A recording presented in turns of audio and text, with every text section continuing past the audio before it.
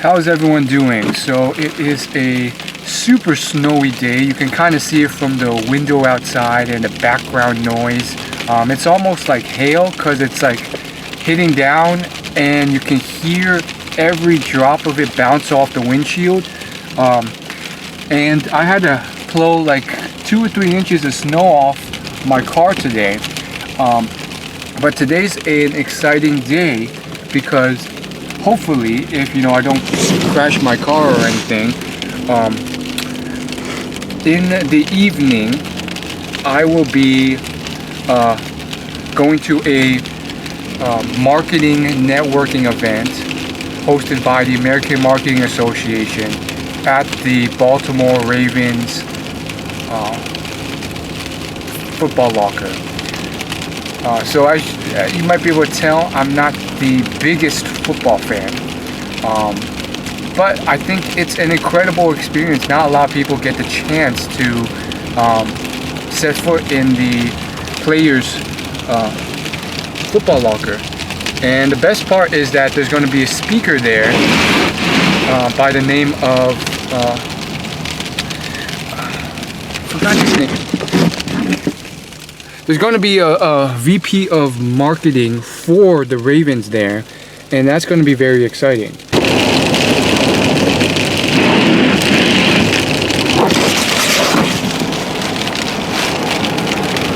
It's one of the only ways you'll see me drive in dangerous traffic.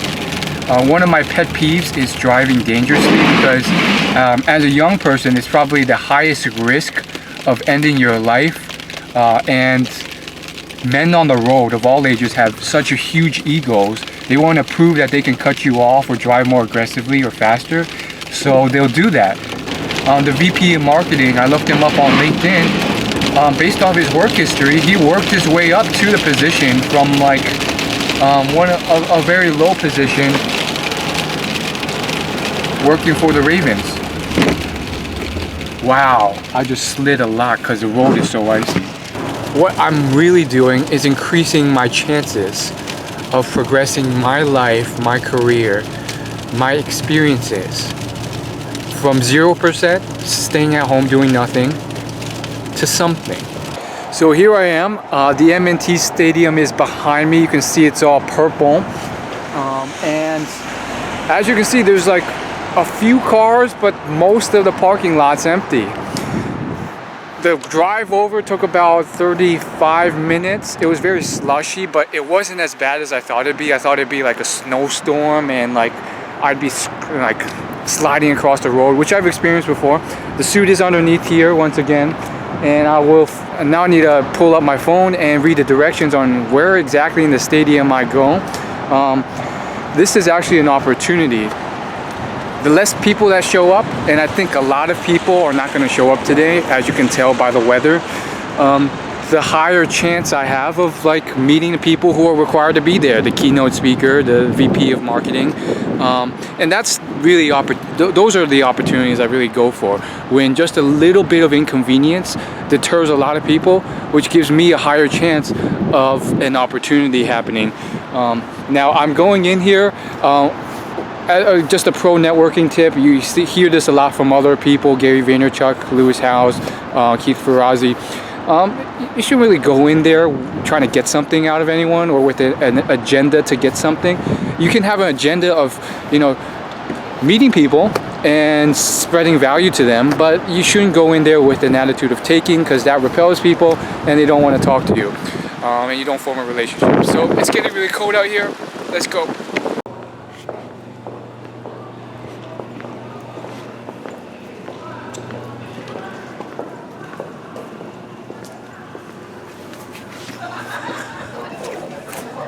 Pretty cool.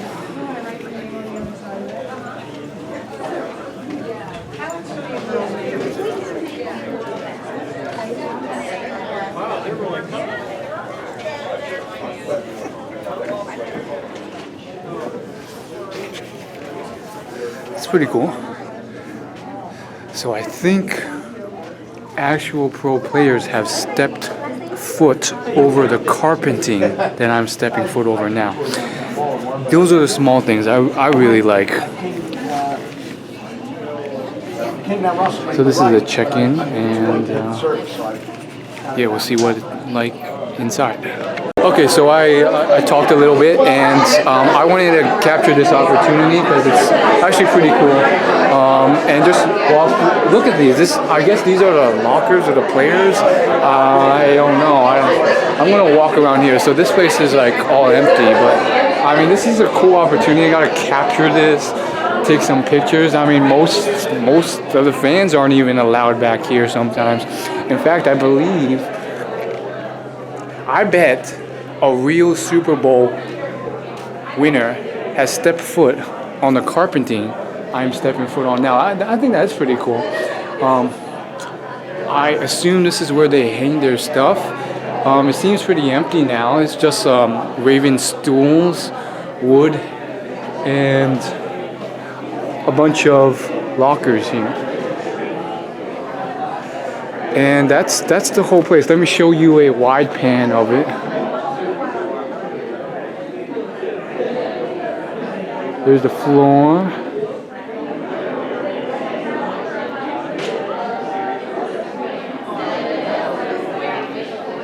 And I don't know if we're allowed to go back here, but I'm going to ask for forgiveness rather than permission. Whoa, it's hot in here. It's like a sauna of some sort. No, just a regular bathroom.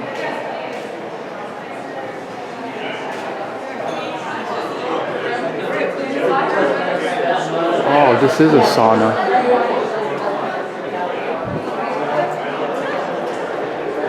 Oh, and this is where they shower. I'm gonna walk through here. I'm sorry, it's too dark for you to see. Maybe you can kind of see it. This is where they shower. That's crazy. It's literally just a standard shower. Like, I mean, the spouts come straight out of the walls, and it's not like super fancy, which is a good thing. I think it disciplines the players, doesn't make them too spoiled. But yeah, there's like about 50 about 20 shower heads there. I guess it's just a public shower. You just gotta get used to showering with your teammates without curtains.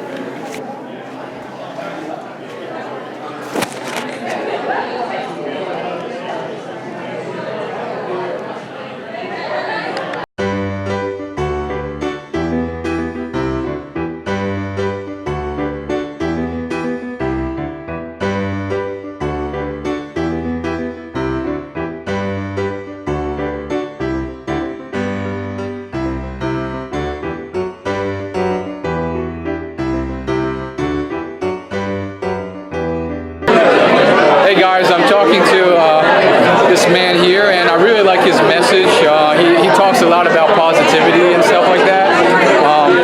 You want to say anything? Like any message you want to share? One thing I will say is just stay positive. You know, if you don't need to be the richest person to do the right thing and give back. And just remember, like, the little things always matter. And you know, just be the best you can be. Comparison is the thief of joy. So if you're ever feeling down or anything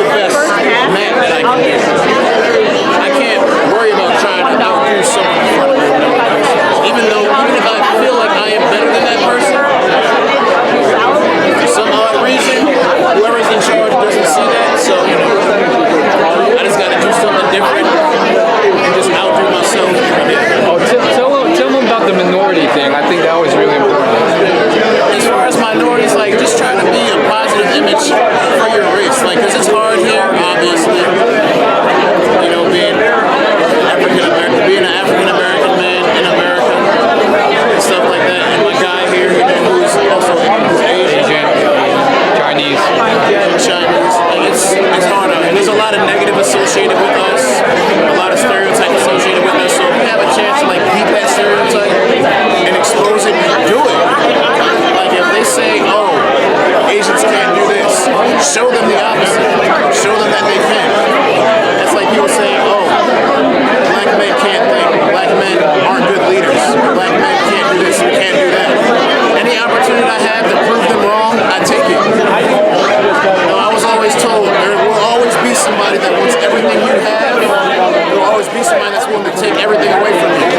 But the crazy thing is, I am that somebody. Be that somebody. Take everything.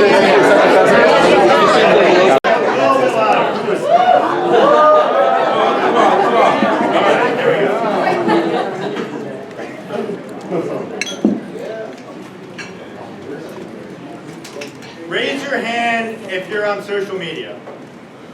Be honest. I should see every hand up.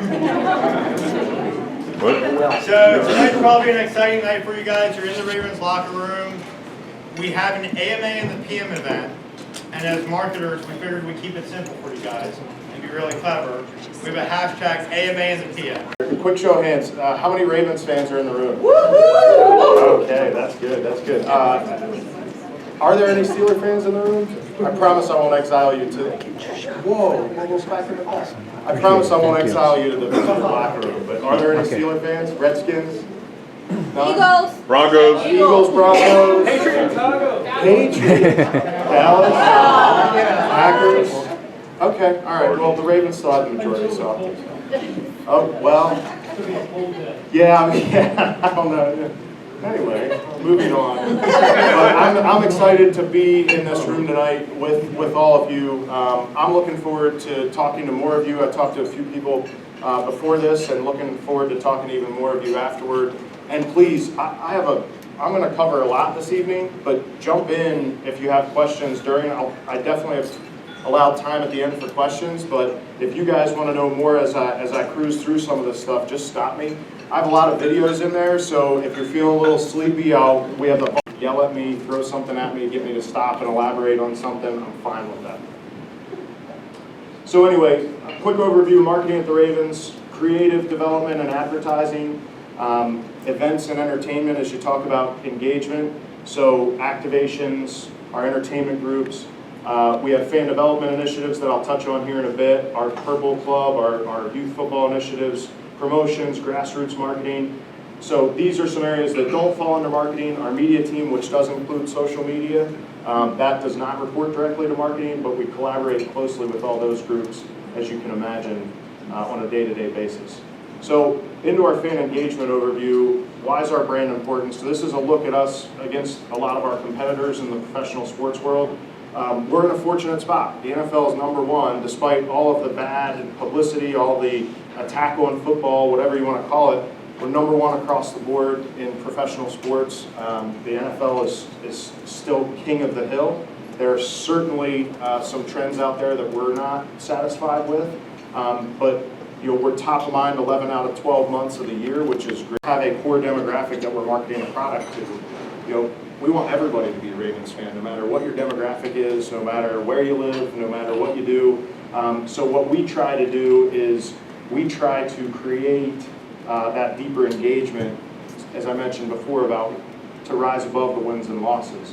And then I was just in Chicago the last couple days at NFL marketing meetings, and a big concern is a lot of the negative trends in the NFL are amongst the younger fan base. So there's finally at the league level a big focus on the next generation of fans, and then we've had that at the Ravens, and we'll continue to have that, and you'll see that in some of the programs that I touch on.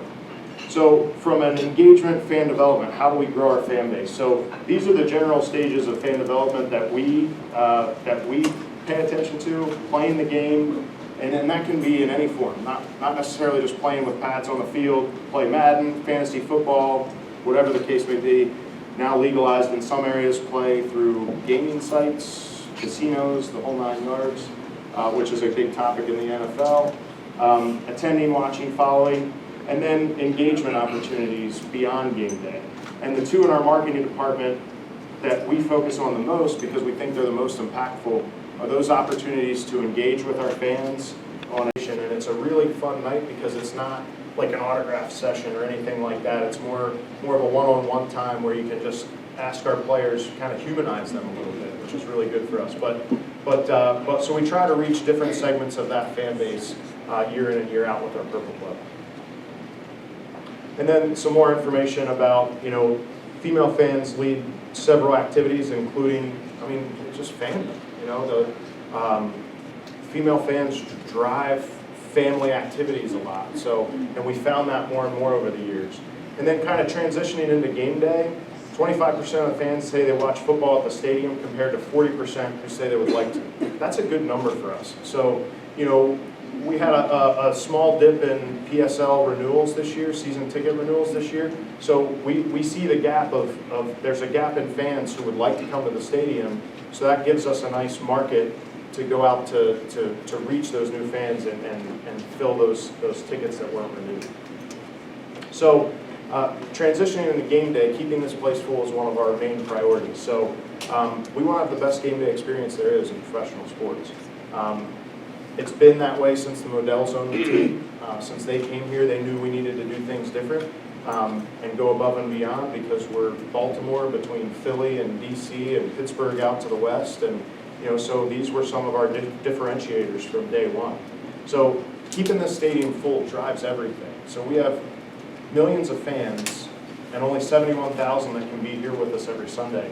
But if this place isn't full, we lose that perception of this is the place to be on Sundays. I wondering what the heck was going on, and they were just joining the party. It was great. It was really great. And then the game happened. So we created this spectacle. Hey, I'm going to tune in and watch the Ravens game. I had such a good time at this mayhem the night before, and then the game happened. So, we had, I think, 7 yards in the first half. And that was after, that was when the president's comments blew up, and that was the one time we had guys, I think 11 guys make a demonstration prior to the anthem. So I actually, quick aside, quick story, I have this picture hanging at my desk because my head's never hit the pillow and felt better about something we did, and it was the night before the game. And but anyway, so we collected I think about 3,000 data points while we were over there, and 16 different countries were represented. Feather, yes, bird pun, bird pun, bird pun. But the leaders of the flock, those are the diehards, if you will, the most avid fans, and they're going to be with us no matter what. And then the birds of the feather go back to what I talked about toward the beginning, which is kind of that social component. It's the thing to do. They are committed, they're opinionated, but not as much as the diehards. They'll tell us what's on their mind. They'll give us some feedback. The birds of the feather, they're a little more optimistic on us. We like that, but the diehards are a little harder on us. But the piece that ties them all together through that is this bond to the team. They bleed purple. They love the Ravens. Our fans, they're passionate, and we're okay with that because we'd rather them be passionate because that means they care. So we classified them as fiercely faithful. And in the cultural context, these are some headlines about our city that are out there, and we didn't make these up. These are just headlines that are troublesome to us. And what I should have is a second page that has the same comments about our team. Because we feel, this hurts us as well. We live in a great city, we represent a great city, and we want to help change that mentality. We talk about the Raven way here, and it's why we get some free agents to tie it back to football. They can come to Baltimore and be who they are, but we just ask that they're the best version of themselves. And that's what we do. And we have, so I always like to use the football example of fantasy football. So we've had a really good football team, but we're defense. There's not many Ravens that you're going to have on your fantasy football team. And that's hugely important for kids. Kids who are just getting into fantasy football, they're starting to adapt favorite players and things like that. So we constantly strive to find a balance between player marketing and brand marketing. We want to give our fans those players to latch onto and create that emotion, but we also want to stay relevant as a team and a brand. And there's pros and cons to that. we are a strong team branded, so if you do have a situation where a player gets in trouble, the Ray Rice situation from a few years ago, that's a player-driven thing. Who was a great ambassador for us and made a horrible mistake. But we want that connection to the brand to be strong as well. So it's a great point because the NBA is there. I mean, my nephew. The trip. If the league office called you tomorrow about next season giving up a home date and going over, can you talk about balancing the value of going abroad versus the sacrifice of the home date? We wouldn't sacrifice home date. It is a great experience, but the home dates for us with our season ticket holders, that's not something we would ever do. In fact, I think there's even in our PSL owner contracts, I think there's even a section in there about that we legally can't. But our home games are too important to us and too important to our fans. As I mentioned, having games here and having this place full and rocking on a Sunday drives the wheel for everything else. They're really fun. Like I'm probably in that picture somewhere, but by the way, quick funny story. yeah. The picture from movie night, I gave a presentation. I use that picture all the time because it's just a perfect picture. After the presentation, a guy came up to me and said, "That's my nephew." And they showed a picture on the phone, and you could tell that was from a couple years ago because he's significantly older. Anyway, sorry, go ahead. But I guess obviously you guys have a lot of travel games, which obviously affects marketing. How do you account for that? What types of analytics are you utilizing or tools are you utilizing to account for your fan base and traveling and all that? So what we've started, we have started focusing on our displaced fans more. So we have a tremendous amount of fans that travel, and there's a lot of companies out there. We have a partner in Prime Sport, but Be More Around Town, there's a few other that provide travel services, and they provide pretty good services. So we don't get into the fan travel business as much, but what we've started to do is we've started to identify where some of our biggest pockets of displaced fans are. So in a few weeks, for example, there's a big group of Ravens fans in Atlanta. Are you going to that game? Yeah. So Friday night, we're going to have a flock party, as we call it, in Atlanta at their bar where they get together to watch the game. So we're taking a couple cheerleaders down, our mascot, two of our alumni who live down there are going to come by, and we're going to have a Friday night party in Atlanta with that group and encourage anybody who's in the area to attend. So we have a huge group in LA, the West Wing LA they're called, if anybody's familiar with that. So we're really starting to focus more on that. The tough part is that some of our KPIs are here, and when you're not in the market, you can't buy tickets. You can certainly buy merch and follow us, but then as far as fan travel goes, we don't have much data and analytics on how many fans are traveling other than the eye test. We see the amount of purple in these visiting stadiums. And the nice thing, rituals and traditions, right? The O during the national anthem, that's a great indicator. I'll sit there with a lot of our executives, and we all just listen for the O. And we know how many fans are there. Well, ballpark. Is that very analytical? I guess We're really following the numbers there, right? Anyway. Every decimal counts. There we go. You can pick one bonus question. Oh man. It's all on you. The pressure's on. You just mentioned KPIs. What is Steve Bisciotti looking for when he looks for success in marketing at the Ravens? Yeah. So the KPIs for us really start with season tickets, suites, revenue, and all of that goes into it. What we're actually working on currently in the marketing department is telling our story a little better and how we're impacting that.